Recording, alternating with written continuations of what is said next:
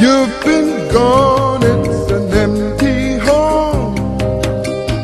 Come on back where you really belong. You are always welcome home, welcome home.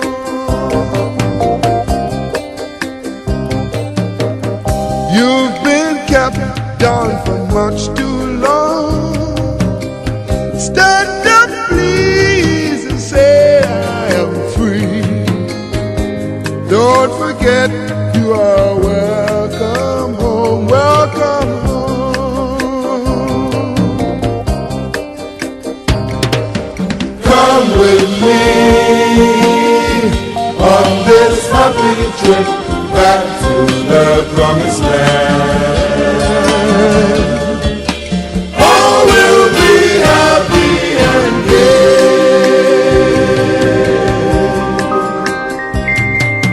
Come with me on this happy trip back to the promised land. So we want to welcome everyone to our Sankofa Repatriation Assistance podcast. I want to welcome you to our show tonight. Tonight we're going to have a very special show. We'll be having a very special guest joining from Ghana. How you doing, sister? Yeah. I'm fine, thank you. How you doing, brother? Doing great, doing great. I'm going to turn it over to you, and I'll give you the opportunity to introduce your guest. Thank you, thank you, thank you. Welcome, everybody who's tuning in and listening to the show. I want to introduce a very special friend and guest. This sister and I go way, way, way back. Well, y'all gonna hear all about it. This is Azabasha Uhuru, also known by her performance name as Future, coming straight out of Memphis, Tennessee. She's currently in Ghana. She's been traveling to Ghana since, like 2006. I'll let the sister correct me if I'm wrong.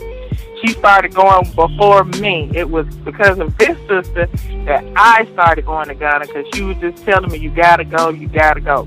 When I first met this sister, she gonna tell y'all, I had the weave, the perm, all of that nonsense going on.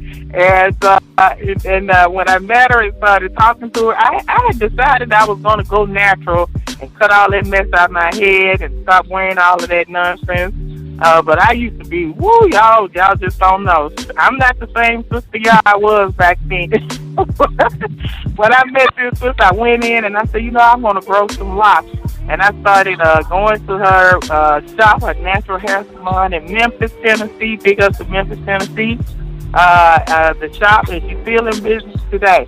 All known all over Memphis. But if you see anybody in Memphis with the locks, with the natural hair, they know Future. Because Future be hooking them up. And so I went in there, and I was telling, I said, I want to cut all this perm off my head, and I'm going to start my locks. And Future, I don't know if you remember back then, she just made friends with me, it was so nice and welcoming and warm, and just started, talking to me and made friends with me. And during the course of the conversation, she found out I was going to this mega church, not just regular church, mega Southern Baptist. Y'all sister was so sleek. I was just gone with the perm, the weave, and going to a mega white Southern Baptist church. You remember that, sister? Yeah. Oh, man. And when I was just out there, when she found, she was like, "Oh no, sis, we can't just leave you out here like that. You too intelligent, you too smart. We gonna wake you up."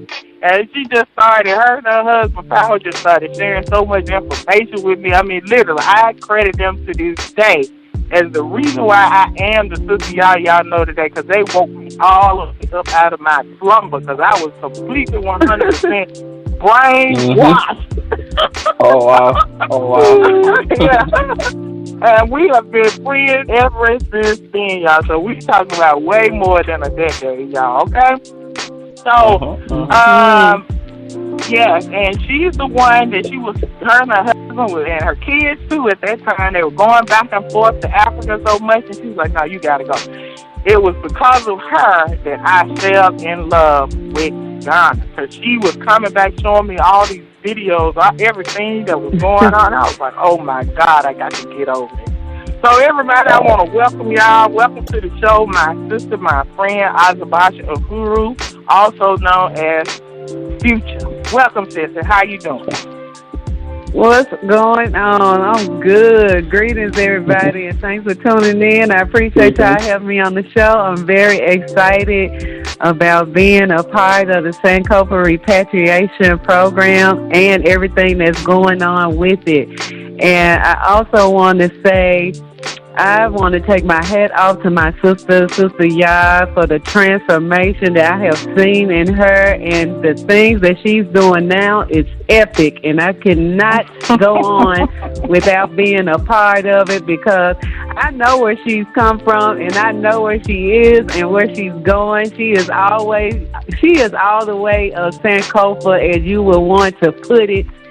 And to exclaim the Sankofa in every sense of what it means. She went back to her past, she gathered everything, and she is pushing forward, and she is making so many of our ancestors proud. I just want to tell you, my sister, I am so proud of you, and keep up the good work, and I'm with you 100%. Everything that's going on with Sankofa Repatriation Program. Everybody got to get excited about this, because this is going to do what our Honorable Marcus Garvey always wanted for us. It's going to send us back in mass numbers, and we can get ready. It's going to be massive and epic, and I just got to be a part of it. Thank you so much, sister. Thank you. So, sis, I want to let you tell the audience just a little bit about yourself, you and your husband, and what y'all do, what y'all got going on in Memphis. Just give us a little background, and then we're going to get into it. Oh, my goodness. Oh, where do I start? Well, I just, whatever pops in my mind, the most important things or the things that need to be said right now, I just want them to come forward. I've been a community activist for a very long time, even before I was conscious. My mom has always had me and all of her 7 children all together, and us. We went to prisons, we sung in prisons, we did a lot of work inside of the prison industrial complex, going in and we were doing gospel back then, doing shows and stuff in the prisons, and also feeding the homeless and taking many people in our household. My grandmother, my aunt, my great aunt, they were all foster parents. They had many children that they raised and took care of in the city of Memphis, and they were all from different parts. I did some research and find out that my people were from Brinkley, Arkansas. We moved over to Memphis, Tennessee, and then my father's side, my mother's father's side, are from the Delta, Yazoo City. Basically, we are some southern bred families, and we've always been in the South, and basically we experienced the harsh of racism and white supremacy at its finest, at its intricate details. We have experienced it, and so I've always felt something about the Europeans and the way that they were. I could never put my finger on it because I didn't have the information. But once I was enlightened, and I got that enlightenment as well from my husband. My husband, Power, is my other half, my half.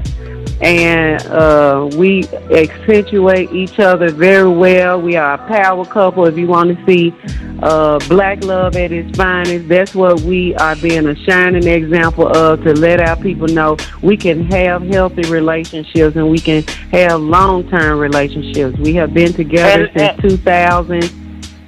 Hey, sis, I want to come in right here. Let me come in right here on this point, and then I'm going to let you take it up.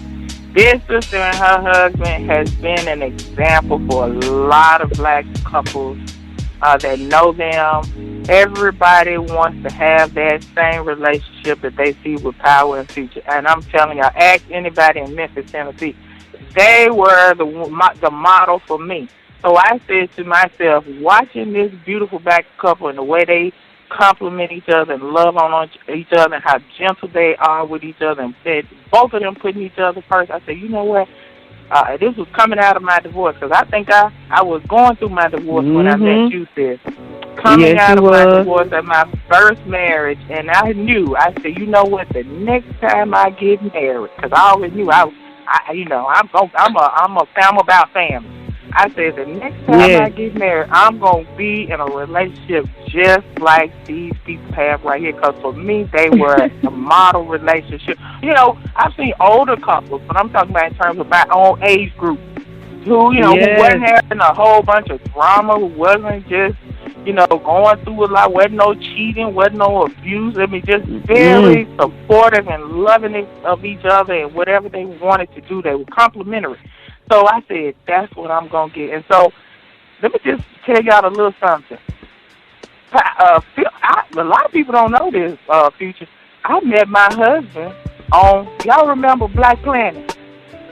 Yes, ma'am. Y'all remember Black Planet? I met my husband on Black Planet. Now, I wasn't going on Black Planet to look for anything. It was just that Future and Power were talking so much about Ghana all the time. I said, I want to go meet some goddamn people because I want to talk to some goddamn people. I want to, just get to know some goddamn people because of what they kept telling me about Ghana. And I was like, I want to just know some Ghanaians. And my husband was really one of the first Ghanaian people I met, but just talking about Ghana. And we started out just on a friendly basis because I wanted to know about Ghana so much because of what these two just kept telling me. So guess what? Over the course of talking and getting to know each other, we kind of, bonded, my husband and I. And so I told Future, I said, there's this guy. Because they were her and her husband get ready to go back to Ghana. I said, I met this guy. I've been talking to him for some months online. I think I like it. I said, but I want you and Howard to go over there. And when y'all go over there, I want y'all to go meet him. You remember that? Yes, ma'am. And we sure did. So they did. I told him. He didn't know that I was sending them to scope him out, right? So I hooked them up, and they hung out with him and everything, and got to know him, and they just fell in love with him, and I trust their judgment. So when she came back and said, "Sis, you got yourself a winner right there. You got a winner." Right, I sure did. That was what year we talking about. What did you say, Dwayne? That was what time frame we're talking about? How long ago was that? Oh, 2008.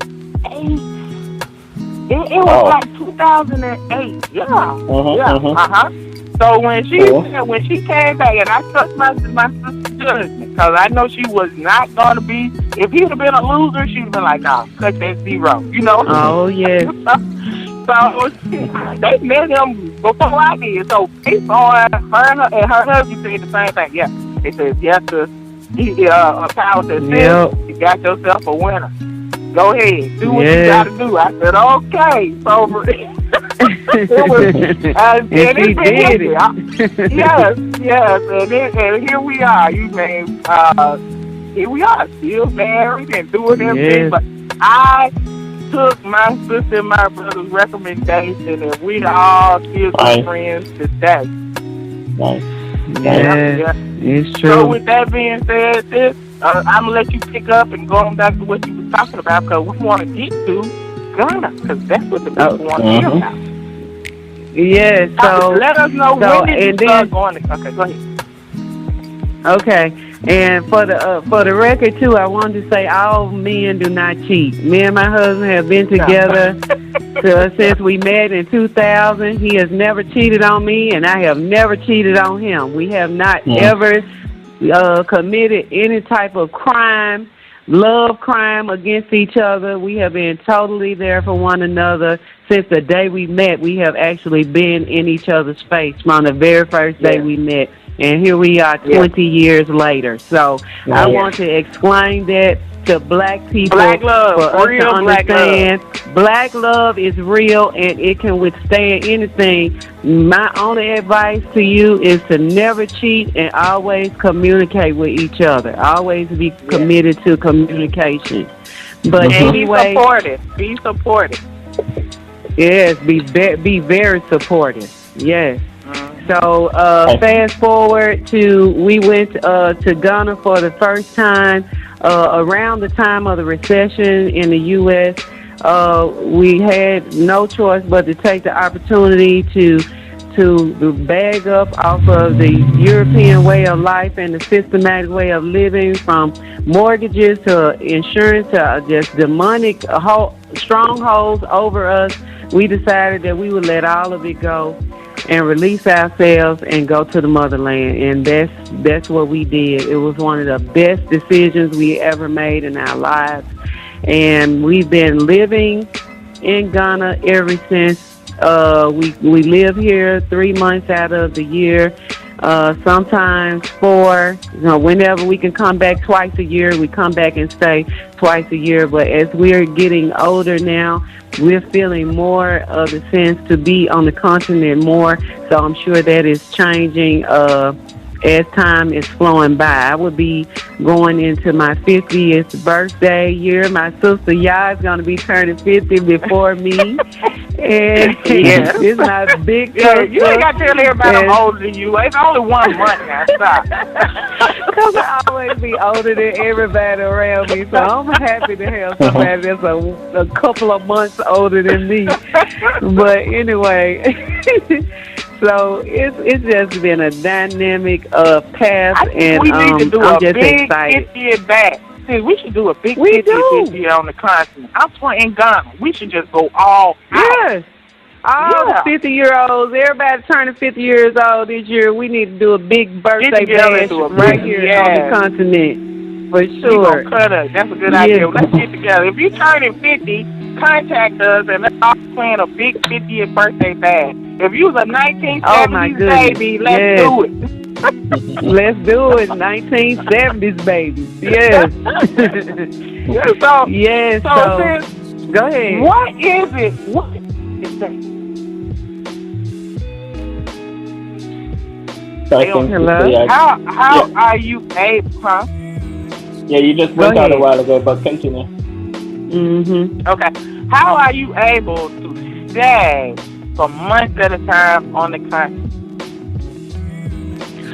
Oh, it's relatively easy. It's just having a business in the States. Off the back of my ancestors, I have built a community of people, and I support the community very well for many years, and the community supports my family and I. We all are together. Our children, we have 2 children. We have 4 beautiful grandchildren, and we have adopted so many. We call them godchildren, the children that had come to us through an ancestral view, and we have them, and we run a business around the clock in the States that supports all of us as a whole. We work together.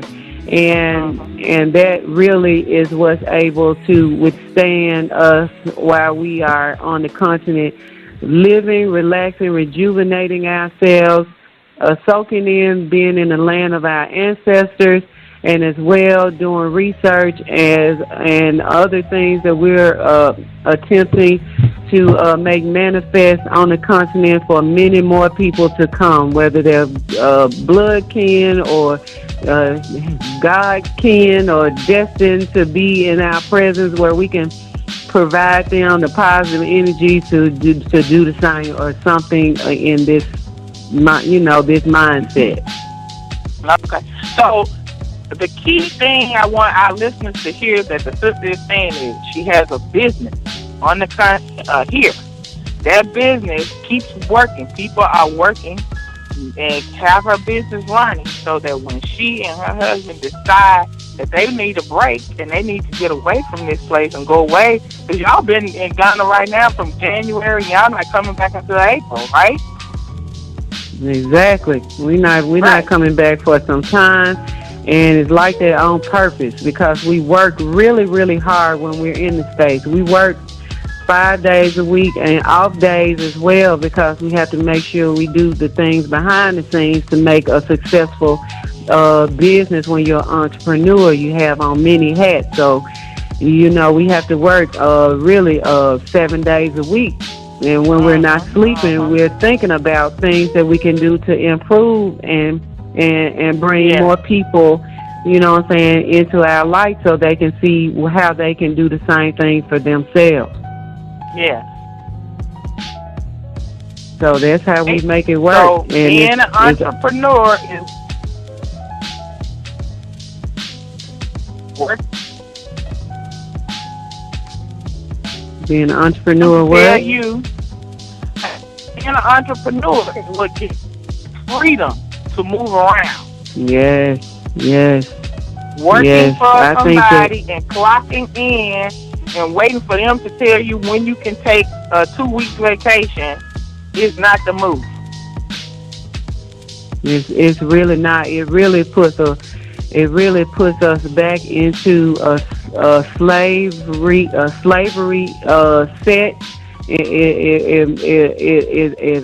kind of keep us from moving. It keeps us immobile. It makes us, and we've always been a mobile people. We have to read our history and understand more than just, the idea of the things that we did. We have to take notice to us moving and migrating and moving around the continent and moving all over the place. We have never been a stagnant people. Right. We've always been mobile. Thank you. We moved around. Yeah, you see what happened was when these people came with these, and it wasn't African people who created these borders.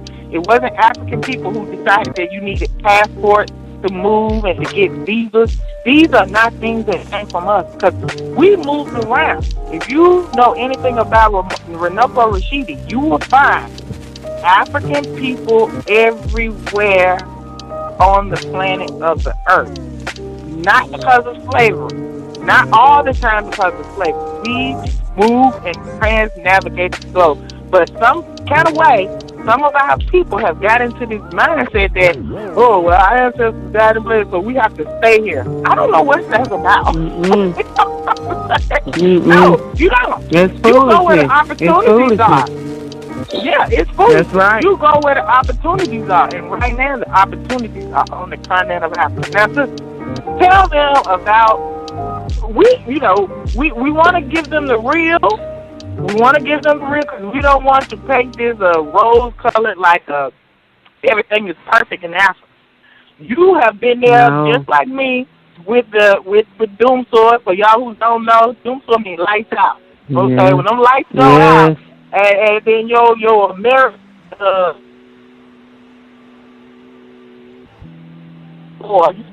you know what I'm saying? Because sometimes, I'm telling y'all something. When I was living over there, for those 2 years that I was there consistently, from landing until leaving, just going back since then, but, man, when we went through Doom Store, everybody know about when 2014 to 2015 when the electricity was atrocious. You remember that?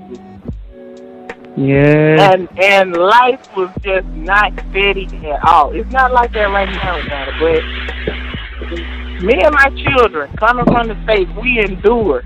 And I'm talking about pulling water up from the wells, because we had 2 wells on the land, on the house that we were living on, water wells. And I grew up in Mississippi, so I'm used to well. We had well in Mississippi, Right. Your own source of water. Now I realize the value of having your own source of water and not really being so dependent on the government to provide you water. So, but yeah, I mean, growing up in Mississippi in the 70s, I hadn't had to do that all the way until that doggone Doom Store. That lights out, and I had to go out there.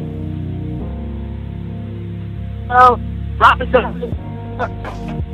With my pour that water with that rope. I'm talking about, imagine me bent over, pulling that. I'm talking about many feet, dropping the bucket down and dipping it down to catch water and pull it up, and then guess what? Having to pour it in a bigger bucket, and wash clothes by hand. Mm-hmm. I hadn't seen nobody wash clothes by hand since I left Mississippi as a child. But here I was in Africa doing it. And I didn't really, it was working really all the time. You know what I mean? Yep. I think I don't think there's not so much anything wrong with that, because it is these little things that you do together as a family that builds memories. So, and it's not to say that you don't like the convenience of being able to turn on your tap and get some water. Yeah, you like that convenience, but when you're able to do these little things, go to a well, pull water, it is those little things that build memories for the kids. Yeah. They'll talk about that forever. It's true. You know what? I mean, sitting next to me and wash and rinse and hang them out on the clothes. These are things that I remember seeing my mother and my aunt do when I was a small child in Mississippi, right? So, but after a period of time, I'm not going to be honest, and that's when I called my husband up and I was like, nah, I don't know when these lights are going to get right, so I got to get out of here, you know? Mm-hmm. But I endured it for like a year before I said, you know what, I need a break. This is too much. But at the end of the day, there are some things you can do to counter those things, and that's why me and my husband now, we're like, okay, well, we're gonna include solar into the cost of our house. You know what I mean? So that we don't have to deal with that.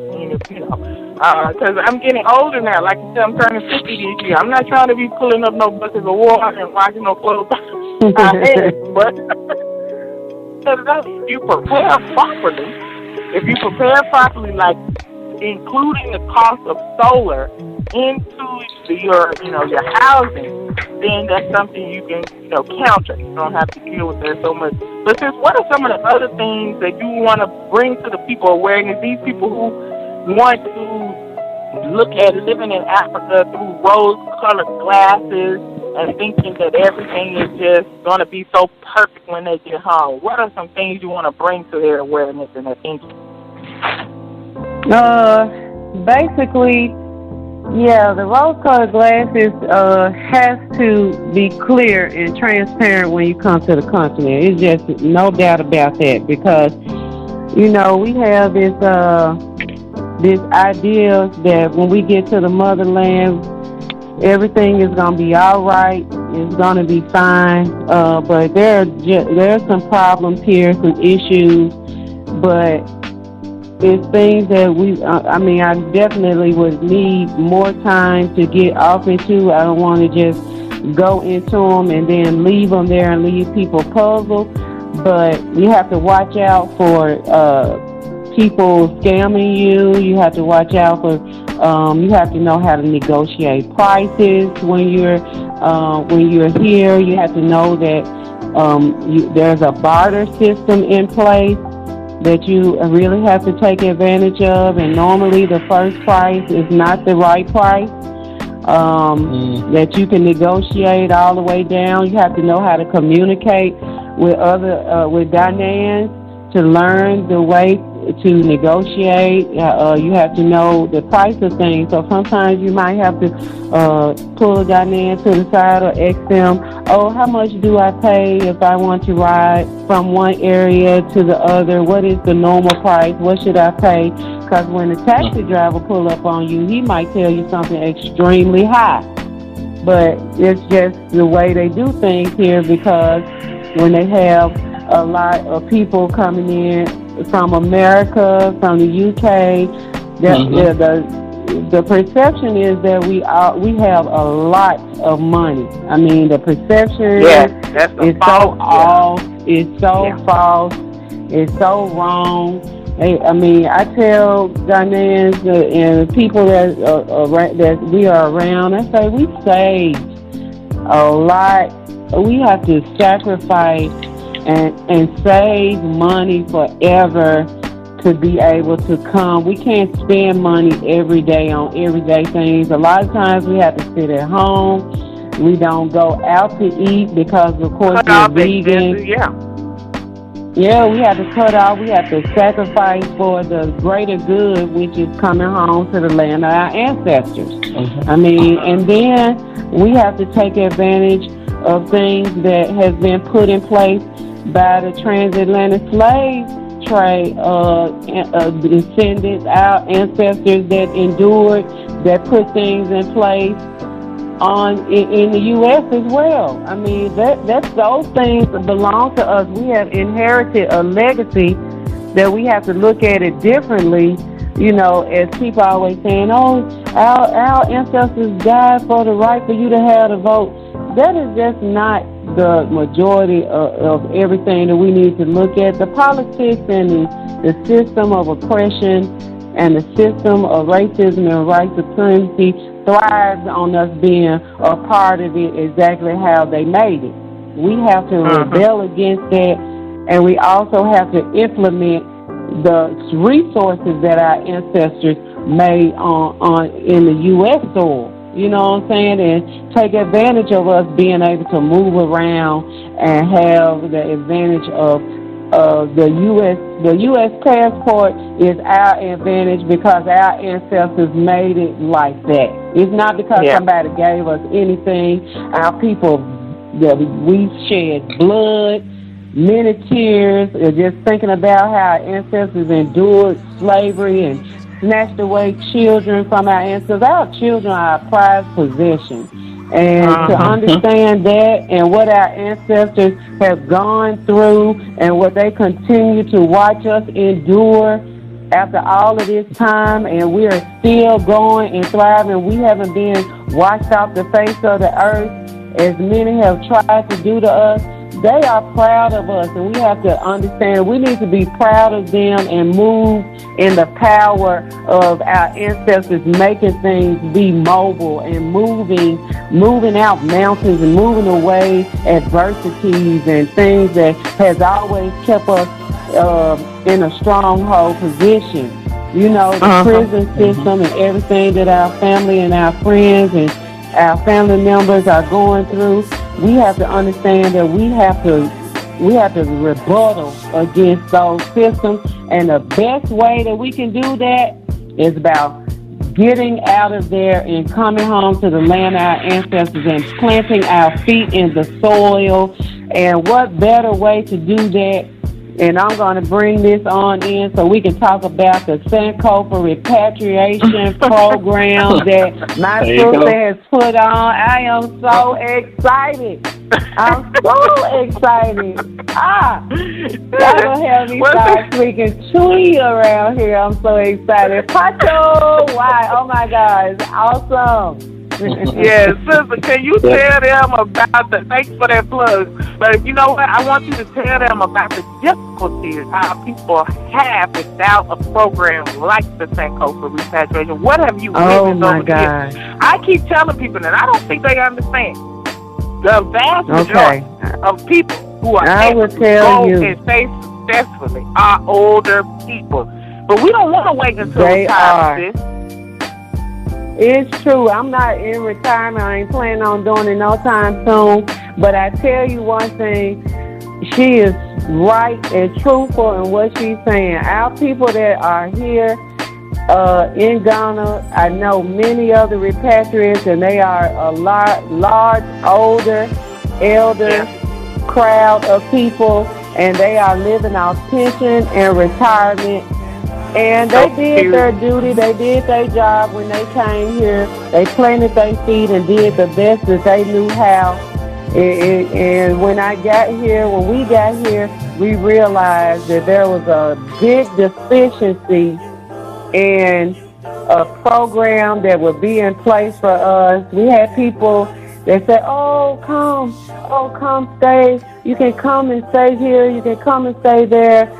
But we did not know that it was agenda behind it. And that's what really hurt a lot of the people that came here that are our age group and younger, is because when we had diasporans that have been here for many years, they all went into the bed and breakfast and the lodging business because they knew at some point in time we were going to be needing to escape from the United States of America and come back to the land of our ancestors. And we were going to be needing some black folks concerned about where we gonna be staying at. That's just a period point blank. We want to know where we gonna be staying at and what we gonna be doing and how we gonna be getting around and what it's looking like around there. That's what we say in the South. There has never, prior to the Sankofa Repatriation Assistance Program, and this is why I created it, based on my observation. The younger people are struggling to stay.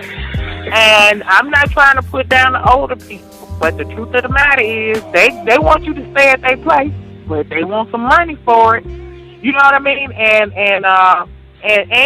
also, just like a lot of the continental Africans, guess what? These older retirees, they want to charge after. They want some money. They don't want no Ghanaian money for you to stay. They want some U.S. money.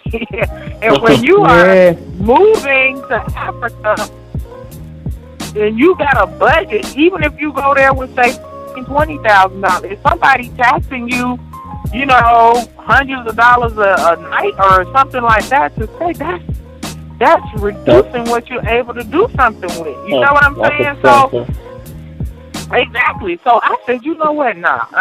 We got to, and I have been telling Future and some other people, I said, we need something in place to help. Because there are a lot of brothers and sisters who have gone and come. We go and come. Now, yes, let me tell you about some of those stories.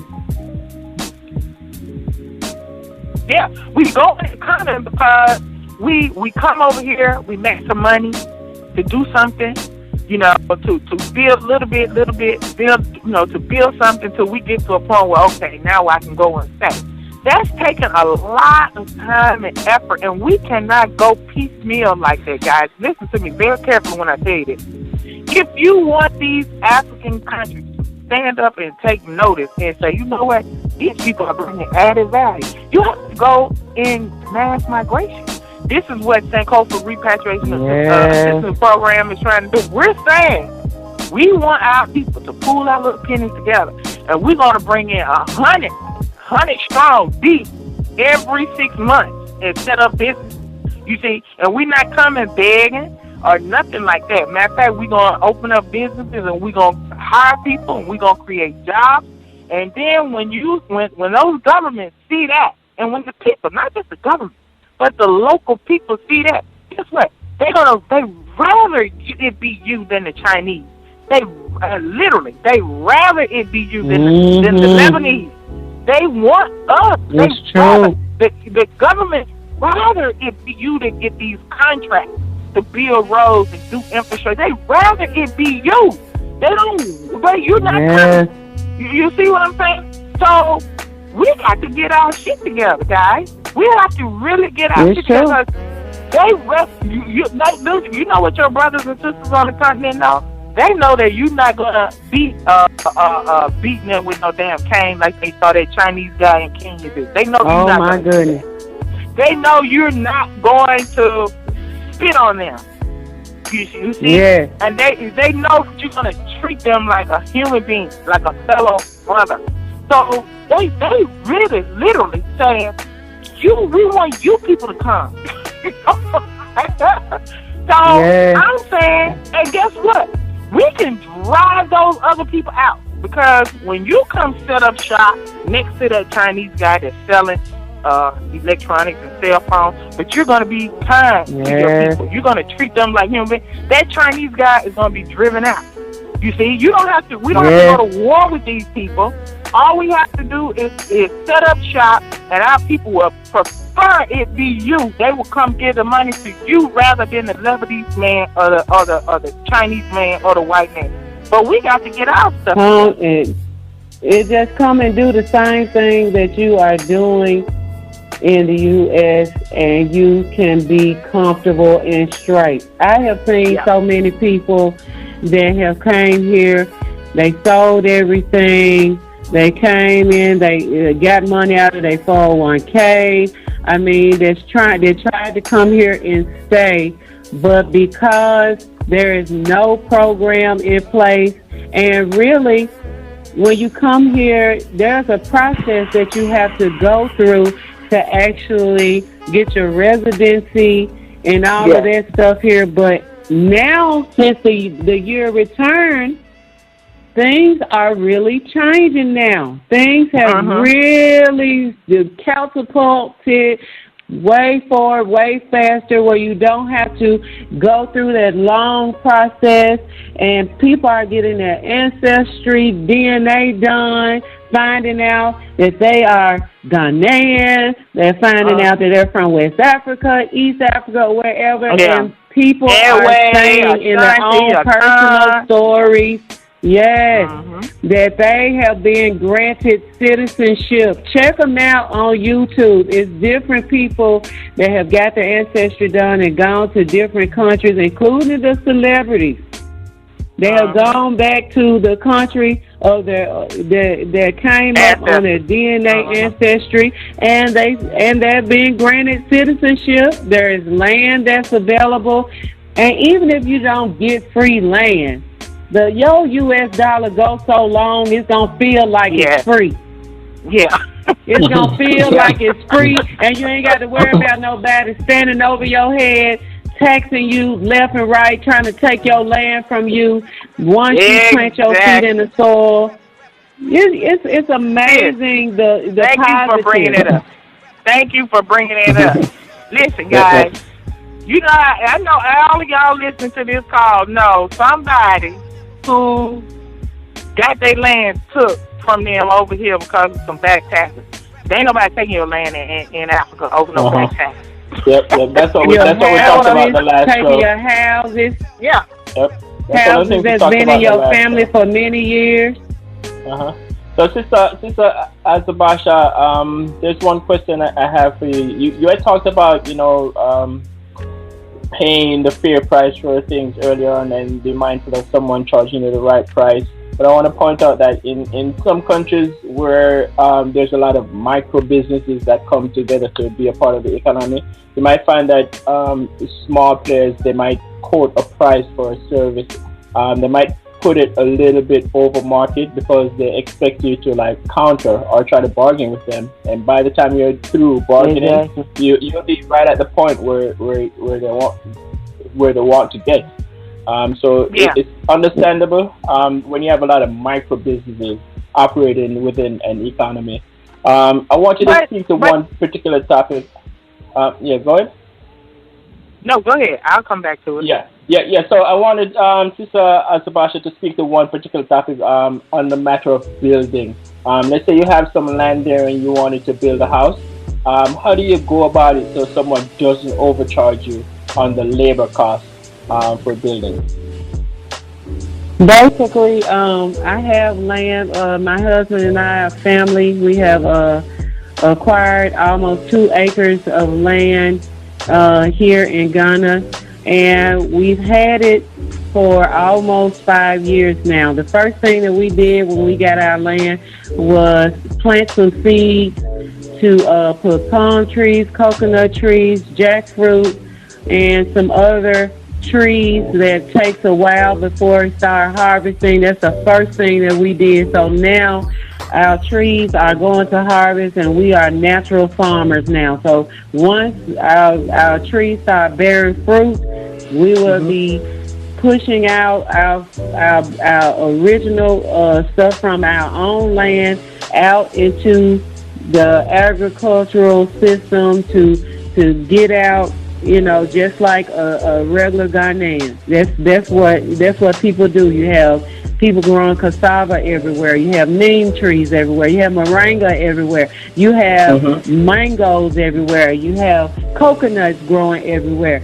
So plantain, it's just plantain. Yes, it's just natural to have food somewhere for anyone that is hungry. Is always some food available. So don't believe the hype about how the Europeans have painted starvation and the babies with the big stomachs and the flies and people are hungry. The same old stuff they've been telling us for many years, because when you see those places, They have been created by corporations that are taking all the natural resources, and the people can't grow their own natural seeds anymore and plant fruit and trees and plants and herbs. And that's why you have famine in certain areas, which are isolated areas. They have been created by corporations that are just taking and stealing the resources and draining it and creating a piece of land where people can't grow for many, many years. And So I'll say that's why we have those areas. The land in Ghana is extremely fertile. But what I want to ask, the answer to Brother Dwayne is referral. That's the answer to your question. Okay, you have to get referral. Don't just run out here and hire anybody talking about they can build your house. You find somebody that has had their house built, and you find out, okay, who did you use? And I'll tell you, this is how you do it. You referral. And then you just like you would do if you was building a house and you moved from where you are in the States, or you moved to Atlanta, or you moved to Texas and you want to build your house. You're going to check out people. You're going to do your research. You're going to find out what kind of work they did. You're going to look them up and Google them and see what kind of remarks or what kind of reviews they have, before you use them, or you're going to try. If you meet somebody that had their house built, they'll tell you, well, my mason was great, but my electrician sucks. Don't use this person. You see what I'm saying? Right. So it's just by referral. That's it. And normally the main contractor is the one that will get the subcontract. Same way we do it over here. The good thing about building in Africa, and Sister can attest to this, and it's the same way in the Caribbean, our people from the Caribbean, you can build in stages. You don't have to. If it takes you 6 months to get the money to put the foundation in, you can do a little bit at a time. And this is the same way they do it in the Caribbean. And then you can come back, and no work can be done for 6 whole months. You can come back 6 months later and start putting up the walls. And then you take some more time and save up some more money. And this is how most people build. They build, as they work and save the money. Yeah, so you don't have to be pressured to get it all done at once. You don't have to say, I need $50,000 straight. You can say, okay, I got $5,000 right now. Let me go ahead and put the wall up on my land. Now, okay, 6 months later, I got another $5,000. Let me go ahead and start my foundation. You see, you could build. Or you can do $1,000 a month.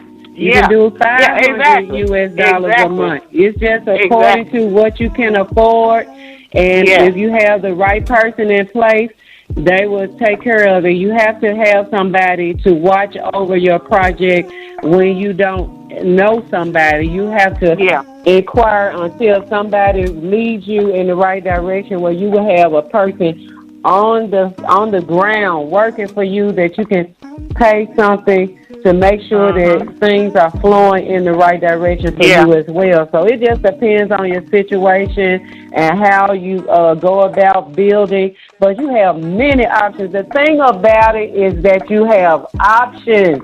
You're not put in a stronghold once again where you're told if you don't have your house built and blase time, code enforcement gonna come and they put this red flag on you and you have to tear this down. If you don't have it back, you don't build it straight up. It's not none of that going on over here like that. And the other thing I want to point out, listen, a lot of people feel some kind of way about to say, oh, the taxi driver is charging me extra. Charging me, and guess what? As a black person, and I'm going to speak specifically on America because that's what I know. There's a black tax. There's a tax in America for being black. A lot of people don't want to discuss it. Matter of fact, I suggest you Google the black tax. You get charged more money in America for everything just for being black. You get charged more money on car loans. On mortgages? Mortgages. So I'm actually in the process of trying to get a mortgage right now and qualifying under FHA mortgage, and they're charging me like a $2,600 $600 upfront charge. I know a lot of other people get charged, but maybe that somehow they sneak it in there on you. Yeah. There's a brother that wrote a book called The Black Tax, and he breaks down all the ways that we, just for being black, for no other reason than being black in America. See, this is how they keep our people down. They let other people take advantage of not having to come up with extra money. This same $25,000 car now is going to cost you, that the white guy is only going to pay 0% tax, or maybe 1%, interest, or 2% interest, and you have the same credit score, same income. You're going to pay more. You're going to pay more because you're black. So a lot of our people want to say, the taxi driver want to charge me more money because I'm from the diaspora. Yeah, he is, because he is trying to, he's a foreigner. He thinks you don't know. He want to take advantage of that. But guess what? You're getting charged here just for being black. I actually had somebody call me, contact me. I had posted up on my YouTube channel, which is Living My Best Life in Ghana. You guys check it out. And I had posted up about Ghana, the perks. It was one day, I can't remember what specific I was saying about Ghana, but I'm always on there just talking about all of the positive interactions I'm having with Ghanaians, because people always say, oh, the Africans don't like us. So I had put it I don't know where they come something. from. I haven't figured out where they come from. It's like crazy.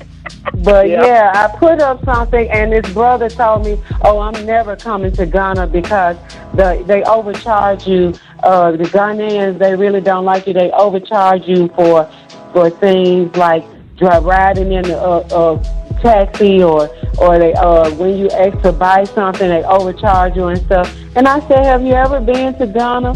No, I've never been to Ghana, but I've been to here, and I've been to there, and I've been. I said, well, I rest my case, brother. If you have never been here, what can I talk to you about Ghana? You have never been in Ghana.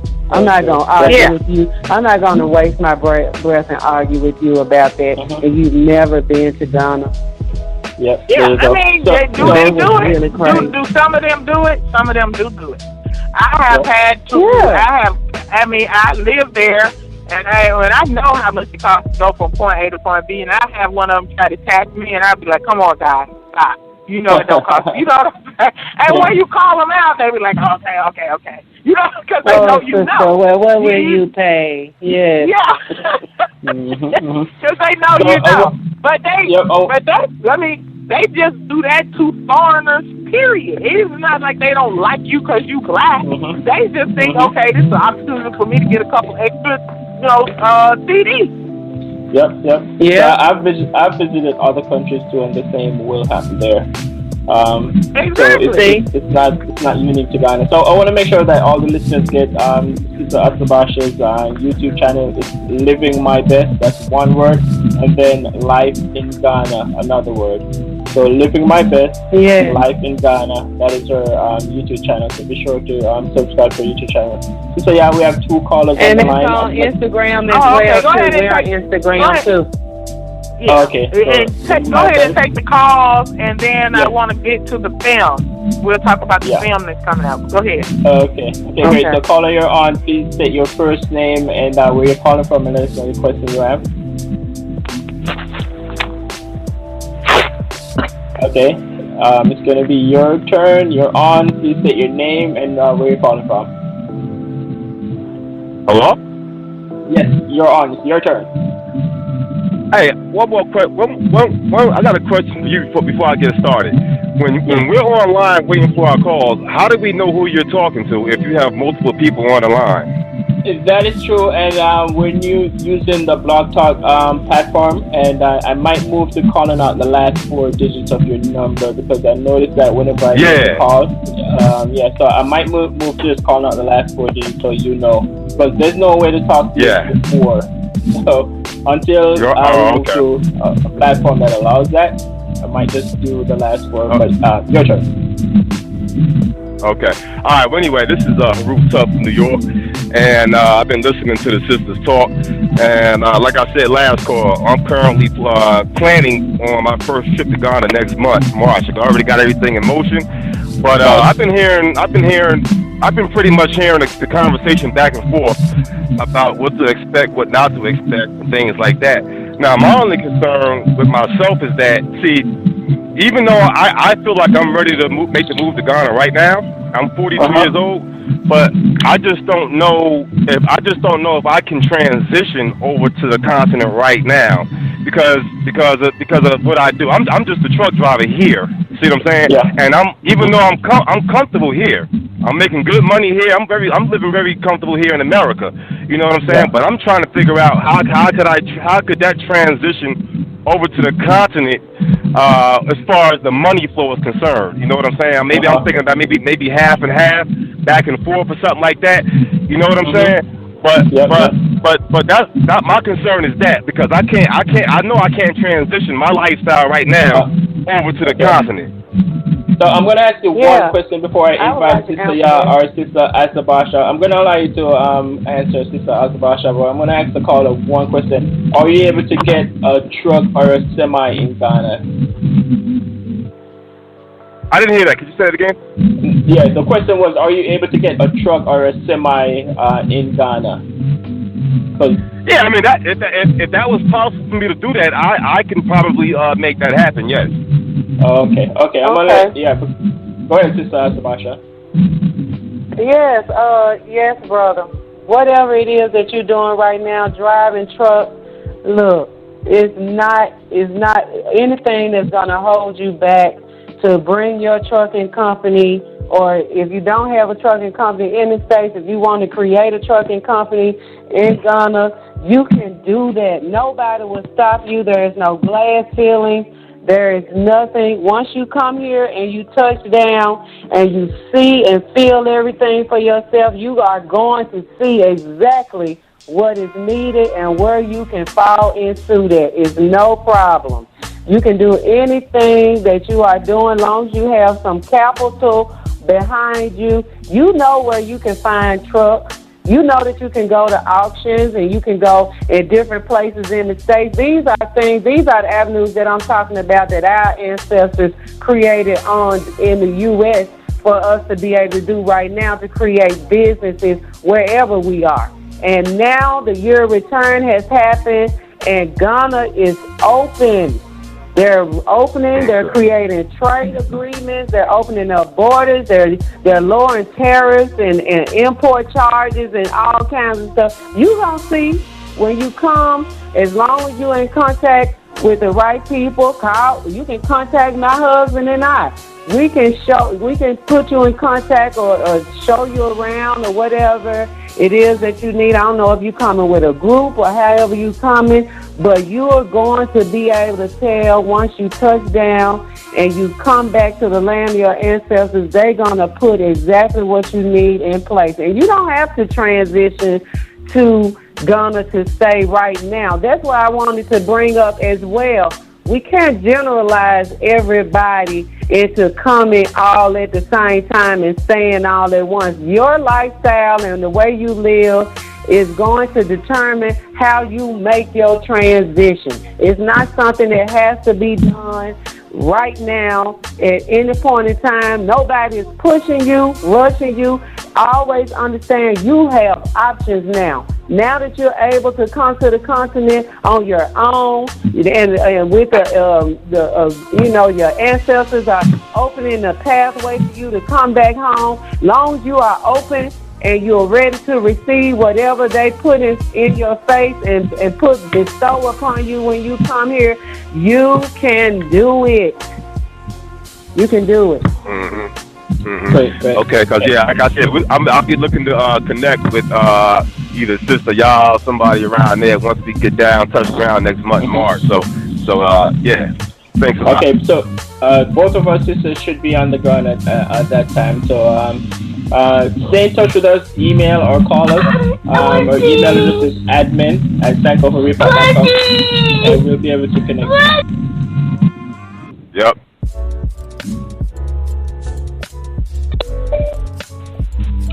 Okay, I know we have another caller, but before we get to that caller, I want to ask our sister to tell us about the film that your husband just finished recording in Ghana. Tell us the name of it and what it's about. Okay. The film is called Coming to Africa.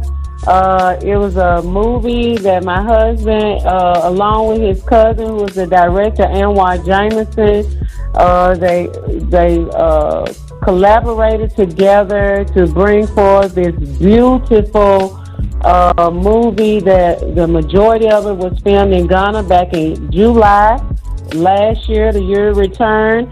The location, the people that were used in the background, the camera guys, the sound guys, everybody was Ghanaian, was strictly hired for this film. It was over 20 plus Ghanaians that reaped the benefit financially and supported by a U.S.-born African, Anwar Jameson. My husband helped to write the movie as well. His name is Sankofa Uhuru, and I'm also a producer in the film. You can look up the trailer, Coming to Africa movie trailer on YouTube. You will see some of the most dynamic Ghanaian actors. Seasoned actors are also in the movie. Nana McBrown, David Donto, some more beautiful people, along with my husband is a major actor in the movie. And if you all have remember Juice with Tupac, the brother Raheem in the movie, Khalil Kane, the star of that movie as well, is in this movie too. So it's some major players in this movie, and it's due to come out in the United States in May, and it's going to be doing a 5-country tour. So far, it's 5 countries involved: Ghana, Gabon, Nigeria, and 2 more others. That will be premiering the movie as well on the continent. So we're very excited because we're bridging the gap in film. And you can also go to comingtoafricamovie.com, which is the website, and Coming to Africa movie trailer is on YouTube, and spread the word because it's going to be epic. This movie is going to catapult many more movies with U.S. actors as well as Africans from both sides are coming together to make our film industry well and good without any outside interference. So that was the best thing about this movie. It was really done with push from grassroots, and it's now coming forward. So look forward to that, and please go to YouTube and look up the trailer as well. And I just want to let our people know the premise of the movie is about brothers who get frustrated about the conditions and situation in America, and they decide that they want to move to Africa. Is that right, sis? His brother, yeah, he went to Africa for the first time and ended up falling in love with a beautiful African queen, and his life is changed forever. And I'm sure Sister Yah can contest to that. Hey, yes, indeed. I can, listen, I think black love can happen no matter what, but one of the beautiful things about intercultural marriages is that we began to break down some of the misconceptions, misnomers, and understanding with our people from different parts of the world. Whether we have somebody from the Caribbean or from South America, I mean, I'm talking about black people. And you loving you from another country from Africa, there's a beautiful thing that comes with intercultural marriages, and it's about, hey, you know, ultimately they have to put some mouth to the sound like you, and we can love on each other. And it helps. You know, one of the things I love about intercultural marriages is we began to break down some of these things for people to say, oh, I don't like Haitians. I don't like the Navy, or they don't like us. And you begin to find out when you fall in love with black people from other parts of the world, that's not true. We have to live and unite with each other. Then we bring babies for those intercultural relationships, and they get the benefit of both cultures. You know, it's just a beautiful thing. So I just encourage our people to, if you feel like you have to find your mate in your city or in your state or in your country, start looking outside. Start looking in the Caribbean. Start looking in South America. Start looking at in Africa. There's too many black people in the world for you to just give up on black people. True. Yeah. Okay, great. Sister, yeah, we had a hard time hearing you. So I'm gonna ask that you hang up and call back, and I'm gonna put the next caller on here so we can get their question in the meantime. Okay. So caller, you are on. Please state your name and where you're calling from, and let us know the questions that you have. Okay, greetings. Can you hear me? Greetings. I'm hearing you great. Yeah, beautiful. Well, my name is Sister Injadeka, and I'm calling from Atlanta, Georgia. And peace to you, Brother Dwayne, and peace to my age 50 sisters. I'm part of the 50 club and up. Woo-woo. Yeah. Sister Azabasha, I am definitely, my daughter and I, 17-year-old, and we are coming on the ground for good in Ghana, September. But I have not bought a ticket. I'm still looking for bargains. And so what is your recommendation, since you're traveling back and forth? What is your best recommendation for airline, one-way? Yes, ma'am. And then I'm going to ask you about banking as well. Okay. All right. My recommendations for travel is the best thing for you to do is not look for one way. The tickets are going to be higher for one way. You should always buy your round trip ticket. You can do a round trip ticket for cheaper than one way, and basically you are going during peak season, August, September. These are July, August, September. Around October, it begins to drop down. The ticket prices begin to go down again. But the best thing to do is to add all of the Orbit, Expedia, Booking Buddy, Just Fly.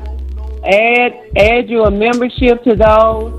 Do your searches late at night after 12 o'clock, between 12 and 2 o'clock in the morning. It's the best time to get a good flight. And then also, when you search for tickets, the more you search after your first time, they're going to start to push the price up.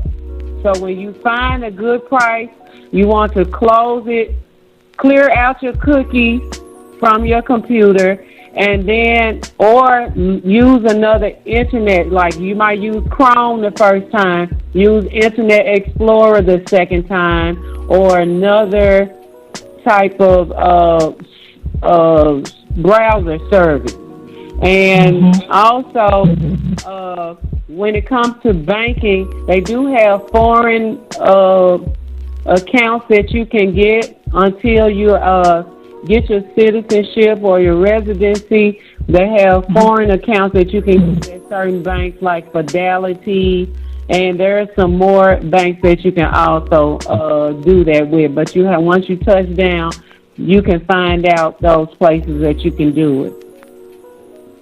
Wow, that's powerful information there. I never thought about about checking in the wee hours of the morning and having the cookie information so that they can build upon that and then charge me more. That's very good information. In regards to the banking, sister, is it best that I hold on to who I have here in the States? And then what did you mean by a foreign account? Okay. Foreign accounts are people that does not have Ghanaian citizenship or residency. When you come, there's a process that you have to go through in order to get your residency to stay in Ghana for a long period of time.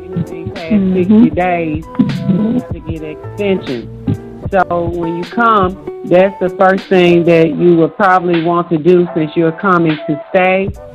That's a major player for you because you're gonna need your accounts from the U.S. I would definitely recommend that you take advantage of what our ancestors have built for you to have the opportunity to get money to you by any means necessary by keeping an account in the state. Whether it's 1, 2, or 3, it's best to have options. Because you never know when these things will crash or certain things will happen where people try to block your freedom of movement and freedom of options and choices. Definitely. Let me just I want to reiterate what the sister said. You have 60 days. Once you enter the country of Ghana, specifically, you have 60 days on your visa to stay legally. Don't do like, it's a lot of people. See, people want to talk about illegal. There's a lot of Americans in Ghana illegally. Okay? Because I don't know why just don't go to immigration and do. But see, once you stay illegally, once you stay over those 60 days, every day you overstay, they're going to be charging you. There's a fee for every day you overstay. The last thing in the world you want to do is overstay. Go, as soon as you hit the ground, and what you need, let me just be clear, you need 2 Ghanaians with passports. And now, since there are a number of our people who have got their citizenship, it shouldn't be that big of a deal. But you're going to need 2 Ghanaians who have passports to go with you to the immigration office to sign a bond. They don't have to pay any money. They just sign a bond. The bond is saying, we know this lady, we're going to be responsible for her. She's of good character. She's not over here to do crimes, that type of thing. And then one of those people will have to say, I will be responsible for this person if they don't, if they can't take care of themselves. They're not going to be out on the street homeless. It's just basically the same thing as when we are bringing people here and doing their residency and to bring them into the country. We basically sign an affidavit of support saying, I'm going to be responsible for this person. They're not going to be out here trying to get food stamps and welfare and homeless on the street because I'm going to be responsible. It's basically the same exact thing, okay? The difference in Ghana is the cost for getting your residency is way, way, way, way smaller than getting your residency here in the United States. Okay, so definitely do not overstay, because when you overstay, you're creating a problem for yourself. So if you know you're going there to stay, go ahead and get your non-citizen ID card, which is also at the immigration office, and get them and apply for your residency. And then it took for me and my children, we didn't even have to pay bribe or dash anybody anything. We paid what it cost, what they say it cost, and it was very insignificant, really. And we were able to get our residency in a matter of, they called us about 4 or 5 weeks to come pick up our passports with our residency stamp in it. Okay. Yeah. Great. I will be back. Thank you for that advice. Give thanks. All right. We'll be seeing you. Your best, Okay. All right. Thank you very much for calling in with your questions. We do appreciate all our callers calling in. I think, Sister, we did lose Sister Azabasha. We'll see if she does call back in. We hope that she do call back in. Sister, I want to invite you to give us some information on our upcoming event in May.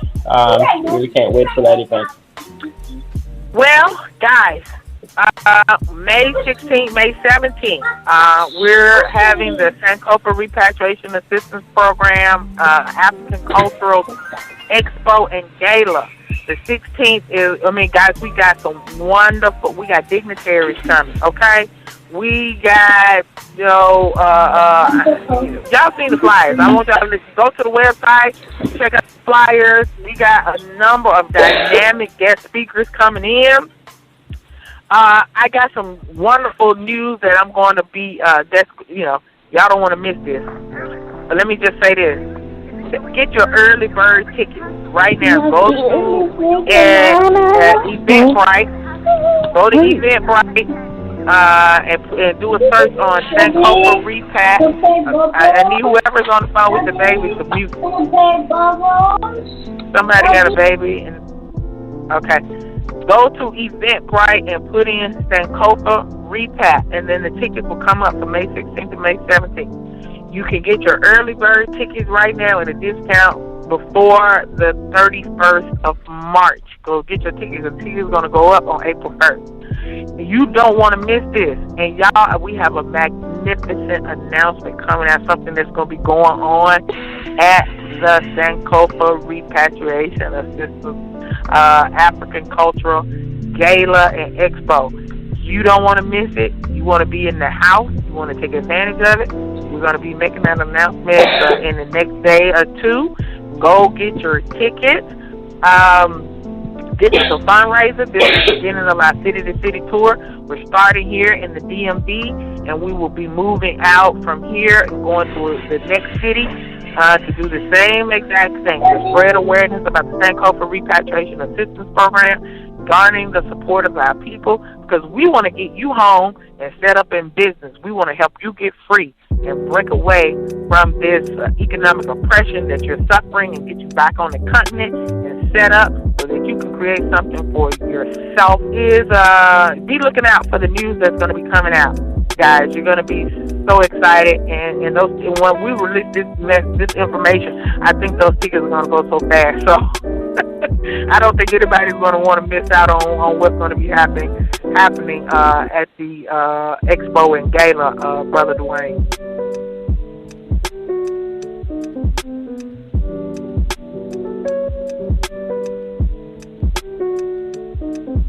Hello? Just say, yeah, I'm here. Oh, okay. That was your Okay, baby in the background. No. We also have Sister Azabasha back on the line. So I think we have about 5 minutes for her to give her closing remarks and wrap up, so we can close out. Okay. All right. Go ahead, sis. Man, so the Sankofa Repatriation Program, anybody that has wanted to be a part of something like this, I mean, that didn't know how to put it together, it has been made and ready for you to go. Make sure you go to the website. Make sure you go and donate. Make sure you just be a part. Whatever you know your expertise is that you want to be a part of this program to help it come into fruition as soon as possible.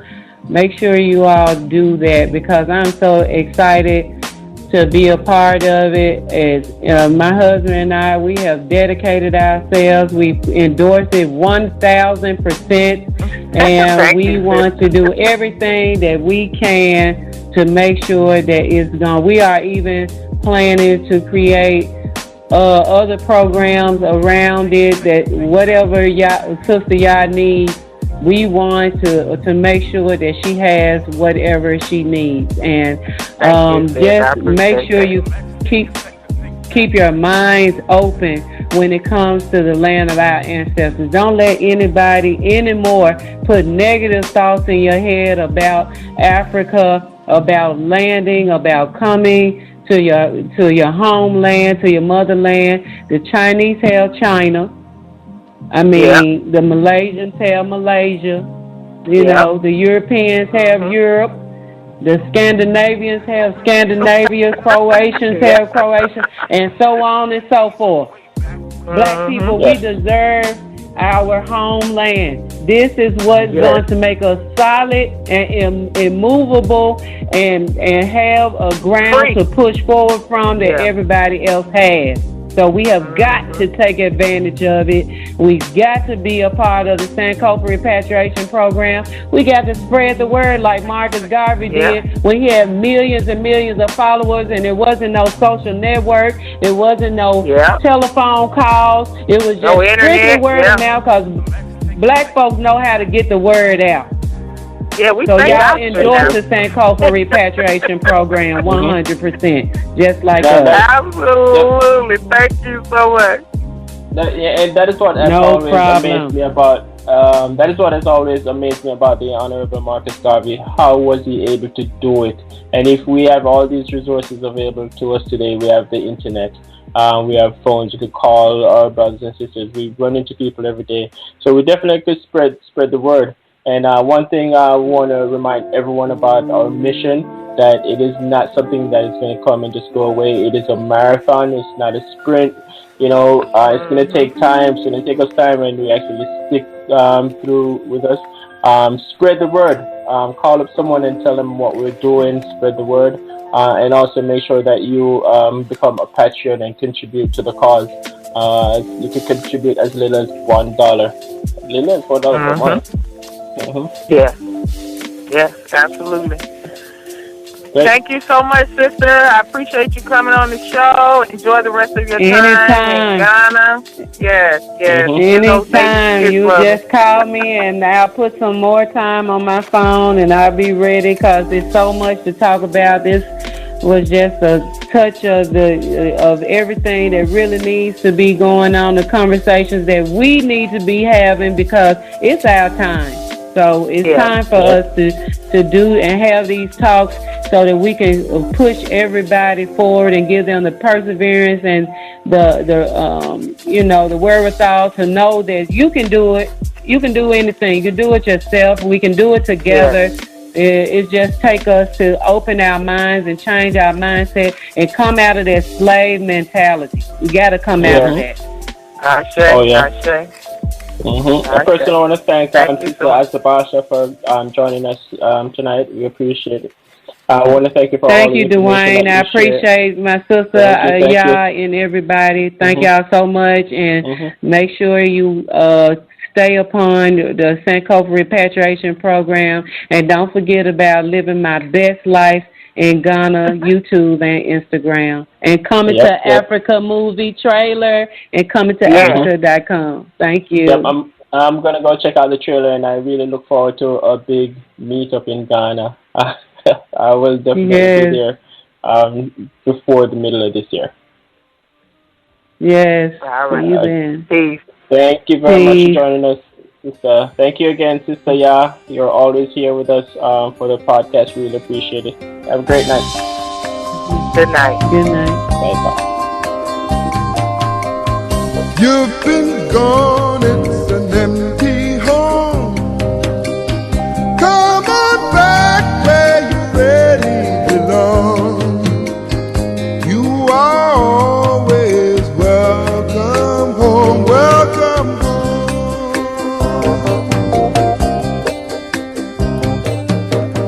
You've been kept down for much too long. Stand up, please, and say I am free.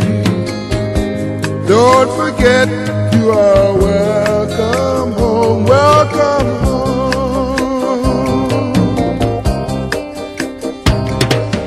Come with me on this happy trip back to the promised land. All will be happy and gay.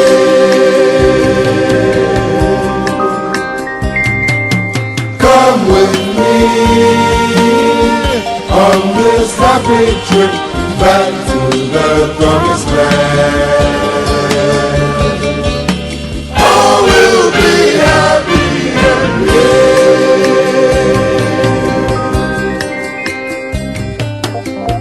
You've been gone, it's an empty home.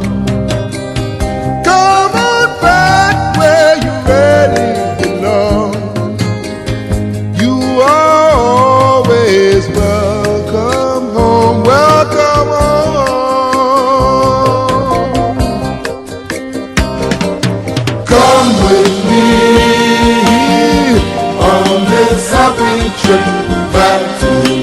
promised land.